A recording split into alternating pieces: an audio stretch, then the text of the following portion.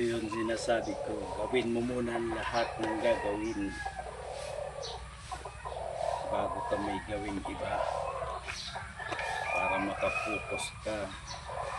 Hindi yung balabalandra yung ginagawa mo, hindi ka na makapagpahinga tapos sasabihin mo pagod ka.